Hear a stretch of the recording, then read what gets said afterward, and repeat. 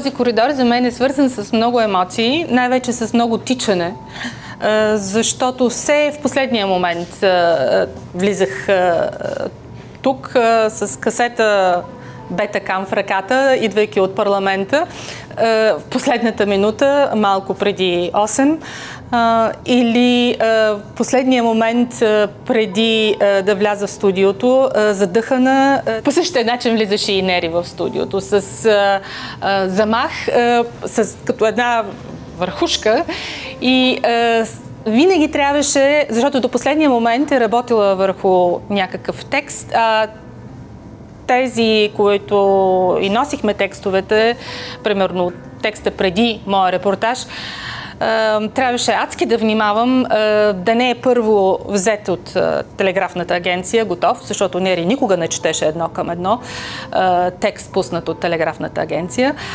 И второ, в никакъв случай сервитьорски бланк.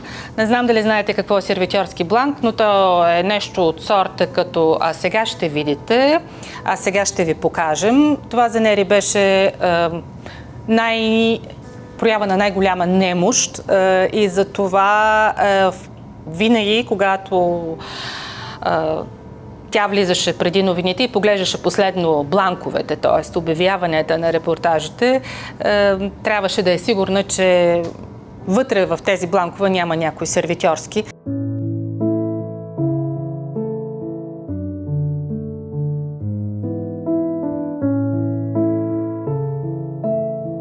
И тъй като говорим, може би, на хора, които не са били родени по това време, хубаво е да припомним, че до 90-та година имаше една телевизия, която беше информативна сводка на партията. И в един момент се появява Нери Терзиева в екип с Асен Агов тогава. И тези новини стават просто човечни. Основното, което тя носеше в себе си, което искаше да покаже и го направи, така че хората стояха като залепени за екраните по време по света и у нас, беше това, че тя се опитваше да персонифицира всяка една от тези новини, които се идваха отвън, които, независимо дали бяха политически, икономически, вие знаете, тогава, 90-те години, беше само политика и нищо друго. И сега се връщаме там, откъдето тръгнахме преди 49 минути. Днес границата между войната и мира беше изтрита. Българите се молеха за мира. Ето как. Тя вкара журналистиката в телевизията, в новините. Защото беше заобиколена от млади нахъсани хора, на които виждаха себе си като хора, които опосредстват реалността, които я представят, или такава каквато е, както обичаше да казва Нери. В началото на 90-те бяхме доста затворени и нямахме представа или не знаехме точно какво става от другата страна, как се правят новини, как се правят репортажи. Това беше действително едно голямо постижение за екип 2. В стаичката на екип 2, казвам стаичка, защото това беше не повече от 3 на 4 метра, имаше много строги правила. Никакви вестници, никакви информации и новини, готово снесени от вестниците. Целта беше вестниците да вървят след нас, а ние не след тях. И другото правило беше да виждаме новината зад официозната информация. Ама това, че някой е бил в Министерски съвет на пресконференция, пресконференциите бяха забранени. В много краен случай се пускаше кадри от пресконференцията. Пускаха се интервюто с този, който е давал пресконференция навън. Или темата, която е била тема на пресконференцията, разработена вече по начин, който да е близък до хората с конкретни примери от живота. И това всъщност беше началото на така наречената свидетелска телевизия, която след това се превърна в емблема на Нери Терзиева.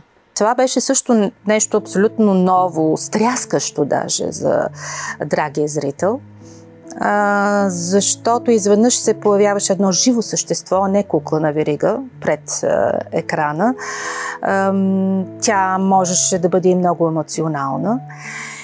И това беше изключително в духа на времето. Значи, ако трябва да кажа нещо, което от позициите, тогавашните позиции на Нери за журналистиката не би могло да продължи и да се случи днес, това е точно този емоционален изказ и емоционално поднасяне на новината, която обаче на времето имаше нужда от нея и точно това беше също много типично за Нери. Тя имаше усет за това от какво имат нужда хората. Такъв начин на водене на новини в Германия не бих могла да видя, където работя и е разбираемо. Но има нещо друго, което остава и го виждам и там, където работи в Deutsche Welle. Начина, по който подреждаш една емисия с новина номер 1, 2, 3, с бланковете, с модерациите, както казват на немски, между различните обекти, влизането в дълбочина към всяка тема, отговорността за това, което казваш и особено когато става дума за интервюта, да не пускаш, когато видиш, че от срещата баламосват. И това го научих от Нери, това го научих от екип 2. Разграничението затрудни нашата работа. Кой е първи и кой втори в празника за нас не е толкова важно, но за да не засегнем никого, подредихме репортажите чрез жреби. Ще го видите ето какъв ред на емисията пожела случаят. Няма да забравя как един оператор на едни снимки, когато беше поредното убийство на улицата, и аз съм била на 22-3 години, нахъсана, го дърпам и му казвам, ето вижте, тук слизате напред, ето там.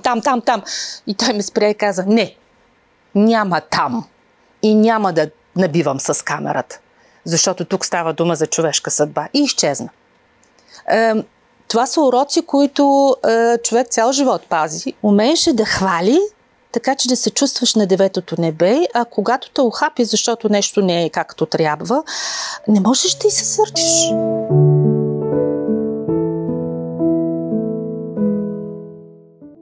Мисля си, че би им казала, я се изправете и си махнете на коленките. Не знам дали си го спомнеш. Това беше типично Нери. Този пак е сложил на коленките. Или ябес на коленки. Това означава, нали, ако мога да го преведа, тези, които ходят, се влачат по коляно пред хората с власт и пари.